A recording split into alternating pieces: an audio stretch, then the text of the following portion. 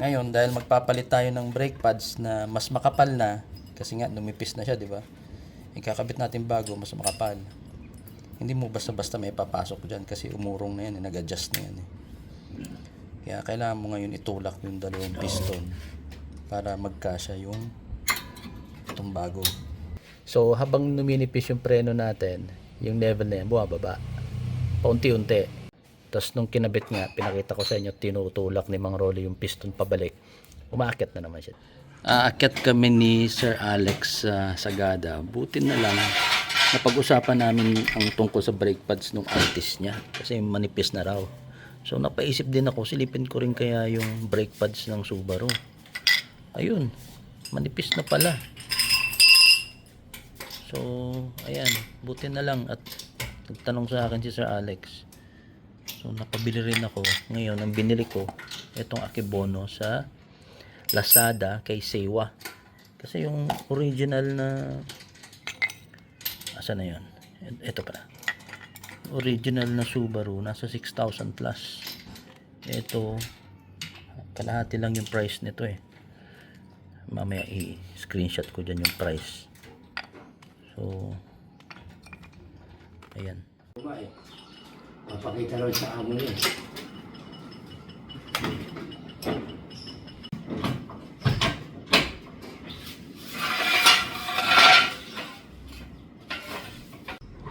Manipis na yan, ano? Mahirap silipin yan eh. Mahirap sipatin. Hindi ka tulad ng likod, kitang-kita. Ito, yun. Makapal pa? Kalat nung, hindi naman makapal, manipis na rin. Ano? Palitin na? Oo, ayun, palitin na. Ayun. Delikado na yan pagka long drive, no? Hindi, pagka long drive, pag uwi mo, kasi panay-play mo ka dyan. So hindi naman ako napaaga? Hindi. Sakto lang to? Oo, sakto lang, Subaru. Okay. Actually, ang lakad namin, Baguio lang. Tapos, Diretso na kayo doon. nagkayayaan. Tara, diretso na natin ng Sagada. O sige, sabi ko. Pero doon ang way nun. Oo. Mauna Baguio, madadaanan mo. Pero, hindi na kami dadaan ng Baguio. Anuhin lang namin. Diretso kami ng Banawe. Sisilip lang. Tapos, diretso kami akyat ng Sagada. Mas mataas pa kasi ang Sagada eh. Sagada, parang hindi ko nakukuha sa...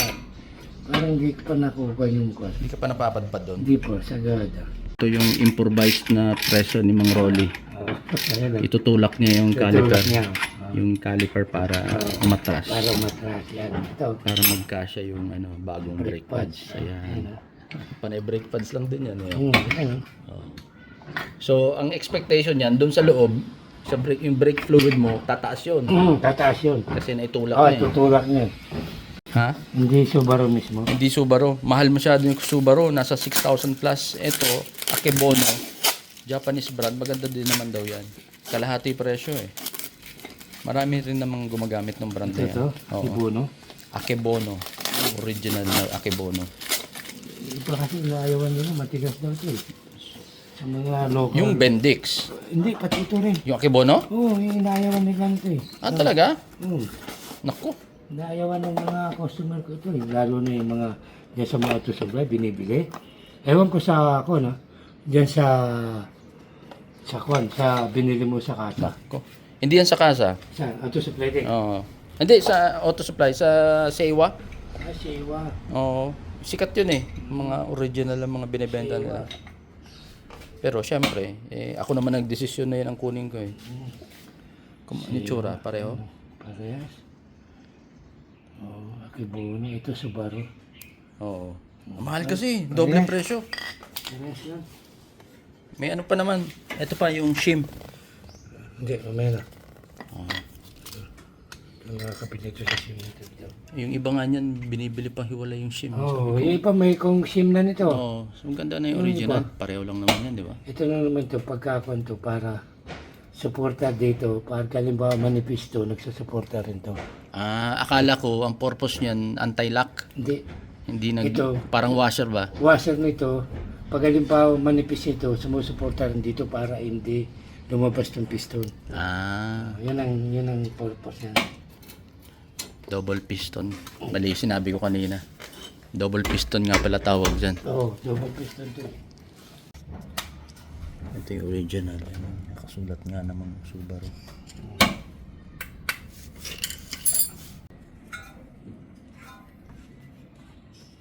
Hindi naman stack up yung caliper mo.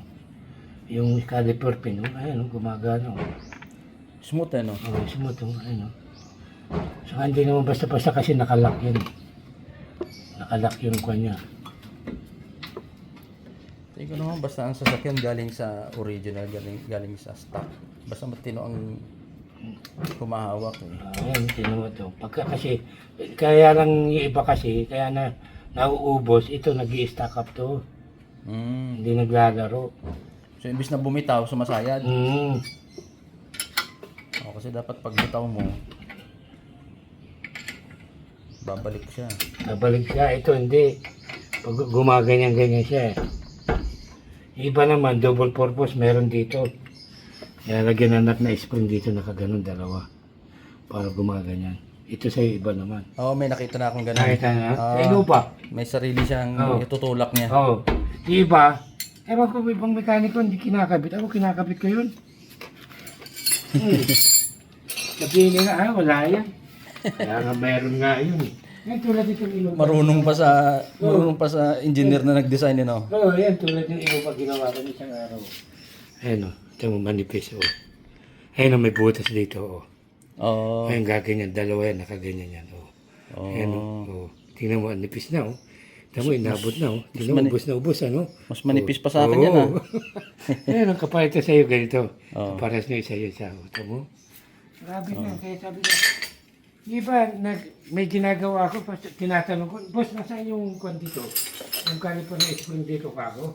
Oo. Ah, meron ba yan? Tinanggal na nung dating mekaniko. Tinagawa ng gumawa. Sabi ko, pinagawa ko sa kwan eh. Sa, dyan daw, ewan ko saan daw pinagawa eh, hindi niya na malaman. Sabi ko, importante rin yun, sir, kako, kaya meron yun. Para habang naubos, hindi mapupersa yung Oo. piston ba? Yung piston na gumagano. Oo. Puwera sa yung mismong piston, may sarili din siyang Oo. May sarili rin din yan. Yung, dun yung sa sinasabi ko sa'yo. yung kanina pinakita mo. Oo, yun. May tulong pa dun sa Oo. mismong Kaya- pads. Kasi lahat niya meron yan eh. Oo. Ewan ko bakit hindi kinabinanap ko sa kanya. Wala. Sabi na, hindi kinabin yung pinagpagawa ko doon, sabi niya. Wala na, hindi nyo na makikita yun, kako. Wala na yun. Napon na yung kako. O yan guys, si Mang Rolly, ang pinakamagaling at veteranong mekaniko ng Pasig. Kapitolyo.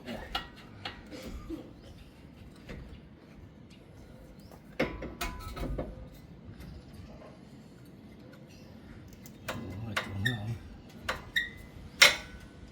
Manipis na rin itong isa. Parehas. Parehas, no? Ako dati nung umuupa ako ng bahay, mga ganyan, simpleng-simple lang yan sa akin. Kaya kong gawin yan. Ganyan daw. Oo, kaya lang dun ngayon sa bahay, hindi ko kayang gawin. Mainit, madilim. Sa inyo doon, ano? Sa ating tira mo ngayon, no? Mm.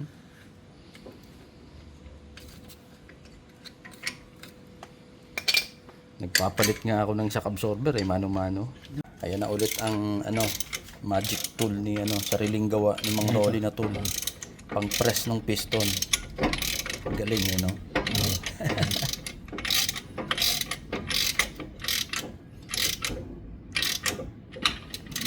Ayan, para yung dalawang piston umatras. Atras. Para sa mga baguhan dyan, yung piston kasi, di ba, yun ang tumutulak sa brake pads para yung dalawang brake pads, may tulak niya yung caliper. Yung caliper, itutulak niya yung brake pads, kakagatin niya yung rotor disc, kaya kapepreno. Ayan, yan. Yan yung piston. Sa likod niyan, sa likod ng piston, yan yung brake fluid. Papunta yan doon sa reservoir pataas. Ngayon, dahil magpapalit tayo ng brake pads na mas makapal na, kasi nga numipis na siya, di ba? Ikakabit natin bago, mas makapal. Hindi mo basta-basta may papasok dyan kasi umurong na yan, nag-adjust na yan. Kaya kailangan mo ngayon itulak yung dalawang piston para magkasya yung itong bagong Brake pads. brake pads. Okay, Docs? Basic yan. Basic naman yan sa mga enthusiast, sa mga mekaniko. Para lang sa mga baguhan sa sasakyan na gustong matuto ng maintenance, sa mga basic.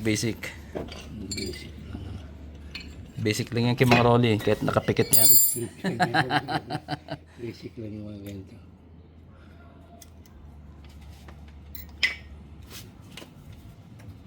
Oh, 'di ba? Yan ang sasakyan ko, alagang Mang Rolly. Oh, yan.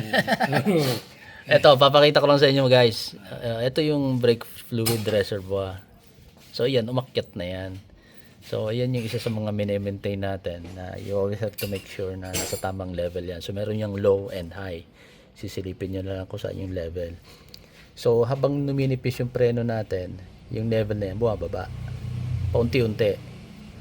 So nung eto nga, time na pag-change ng brake pad. Hindi ko na nasilip kanina bago natin kinabit yung bago. Pero bago yung kinabit, malamang mababa to. Tapos nung kinabit nga, pinakita ko sa inyo, tinutulak ni Mang Rolly yung piston pabalik. Umaakit na naman siya dito. Kasi bumabalik yung level back to the highest point. So ayan. Okay. Ito, walang crack-crack. Ayun, ayun, kitang-kita mo, ayun, oh, wala. Oh, Malinis. oh, malinis, oh. Nakakita na ako na may crack niyan. Pag ganun, Oh, may ganyan. pag ganun, kontra dyan Oh, sa yun, guhit. ibig sabihin, palitin na yun. Palitin na. Oh. Okay. Sana hindi magka-problema. Kasi akit namin ng sagada. Dali lang pala palitan ng kwan ito. Madali lang yan, kasi dito lahat. Oh, ayun, ito na adjustment niya ito. Oo. Oh, gaganunin muna, tutulak muna. Pero wala naman sira eh. Oo. Ayun, wala. Ayun, Maayos. oh, maayos yan, tingnan mo, walang crack ko. Ito mo, kung may crack yan, delikado ka dyan. Okay. Yung sinasabi mo sa akin na parang may tagas ng O-ring, yung sa aircon. Nasaan na ba yun? Yung nasilip mo isang araw? Saan na ba yan? Ito. Ito ba yan? Yan. Tingin mo. Ah, ito. Malakas ba yan? Hindi, konti lang. Pwede pa? Ayun, konti lang eh. Langis yan eh, ayun. Yung itim na yan? Ito, itim na ito, yun, konti lang yan, ayun. Kasi pag tinanggal mo yan, magkukang ka, magtatanggal ka ng O-ring, papalitan yun. Tapos kakarga mo ang pre yun. Ayun, tingnan mo ito, malinis oh. Ayun, malinis oh. Saka yun oh. Ayun, puro langis ayun oh. Oo nga, no? Oo, kita mo, ayun, malinis oh. Ibig sabihin, tumutulo yung langis na dyan. Tumutulo. Na kumakapit yung alikabok. Oo, ngayon, kung gusto mo, palitan natin yung O-ring nun. Oo. Tapos, pasisingawin nila yan. Oh, Kasi sisingaw, may siyempre. pressure yan eh. Oo. Gaganon yan eh. So, Ngayon, papalitan yung O-ring yan para wala ka nang intindihin. Diyan, dali natin kay Pablo. ipagawa ko na ba ngayon o antayin ko na lang na maano lahat? Isang buong linis na. Magkano kaya abutin na? Hindi, tanongin natin kung magkano yung karga ng preyon kay Pablo. Oo. Ngayon, pagkakaya, di palitan na natin, papalitan mo na ito. Marami silang O-ring na ganyan eh. Kasi mamaya, bigla kasing sumabog ka pagka nawala ng lamig eh. Pagka nawala ng lamig yun, presyo lang papasok hangin, sasabog yun. Oh, yan ang cause ng mga ganyan. Sige nga, idaan natin kay sabay road test natin yung preno. Oh. Okay. So, naikabit na guys yung bagong Akebono brake pads. At nakapag road test na ako ng konti. So far, okay naman. Wala namang ingay. Tahimik naman siya and wala akong na-feel na difference kumpara dun sa original.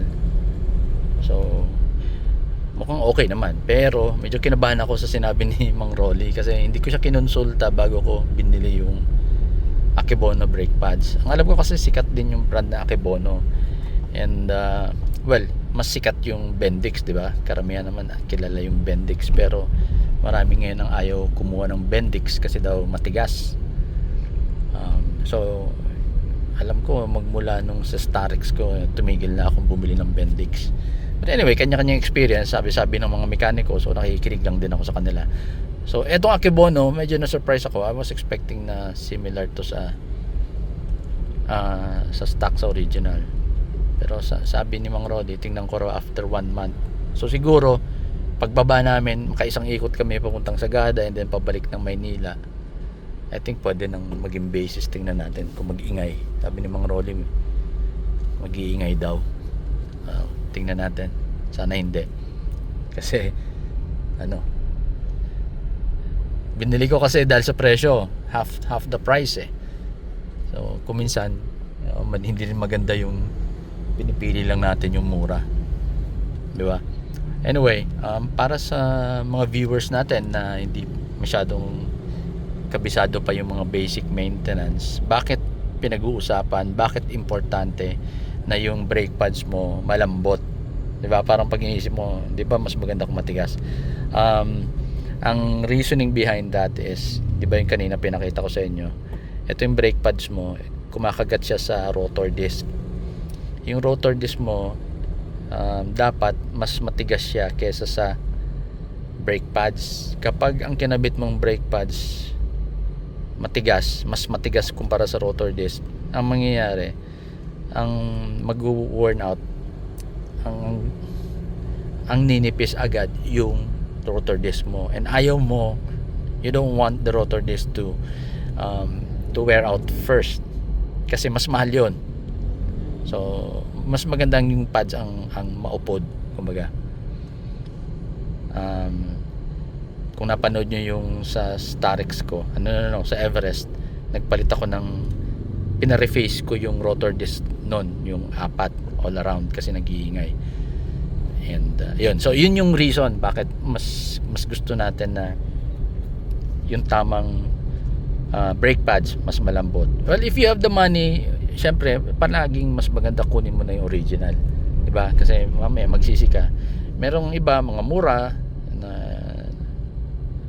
nga, pwedeng malambot din, maganda rin, pero mamaya mag-iingay, nakakairita yun. So minsan yung natipid mong 1,000, 2,000, ang kapalit stress, tapos mamaya papalitan mo lang din ulit, babalik ka sa original, na doble pa yung gastos mo. So anyway, etong video na to, ako na lang gawin yung experiment. Kung nagbabadya na kayo magpalit ng brake pads and kino-consider nyo yung Akebono, siguro after a month or 2 from now, tingnan nyo tong video ko, mag-update ako and tingnan yung reference, and I will provide feedback kung kumusta naman yung Akebono. Alright? So ayan, that's it guys, thank you for watching, drive safe, bye. If you like this video, please do not forget to subscribe to our YouTube channel. We are also on Facebook. Please like and follow our page.